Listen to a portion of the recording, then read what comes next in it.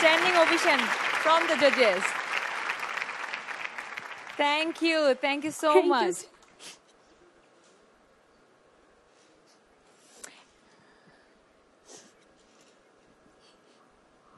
Thank you.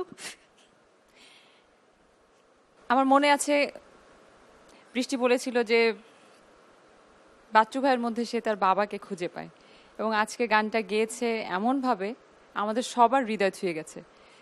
Bachchu ভাই আপনার কাছ থেকেই জানতে চাইবো বৃষ্টির গান সম্পর্কে। বৃষ্টি কেমন আছো? জি স্যার ভালো। তুমি এমন একটা গান বেছে নিয়েছো যে গানটা এইভাবে আমি আর কাউকে গাইতে শুনিনি। Thank you sir. এবং তুমি এত চমৎকার গাইলে গানটা, আমরা লিটারালি দাঁড়িয়ে তোমাকে স্ট্যান্ডিং ওভেশন সবাই দিয়েছি। We just loved it. এবং আমার আর কিছু বলার নেই, আমার একটাই চাওয়া তোমার কাছে, এগিয়ে যাও তোমার স্বপ্নের লক্ষ্যে। জি স্যার অবশ্যই দয়া করবেন স্যার। এগিয়ে যাও, এগিয়ে যাও। মেরিনা আপা, তুমি এতটা তোমার ইমপ্রুভ করেছে তোমার কণ্ঠ যে তুমি এই গানটাকে সেইভাবে তুলে ধরতে পারলে আমাদের সামনে। Thank you. এন্ড্রুদা,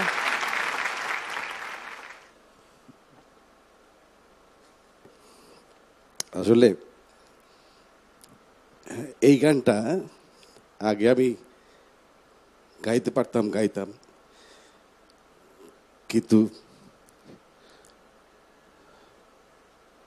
আমার বাবা মারা যাওয়ার পর যখন এই গানটা গাই কারেক্ট হয় না, ইমোশনাল হয়ে যায়, কণ্ঠ কাঁপে। তা আমার স্ত্রী একদিন বলেছিলেন তুমি গানটা গেও না মঞ্চে। তারপর থেকে চেষ্টা করি এটা বাদ দিতে, কিন্তু মানুষের রিকোয়েস্ট গাইতেই হয়। তো কাজে যে কোনো গান যদি শিল্পী সেইভাবে গাইতে পারে তাহলে সেই গান শ্রোতা দর্শকের মন ছুঁতে বাধ্য। Thank you. Thank you sir. Ferdousi আপা।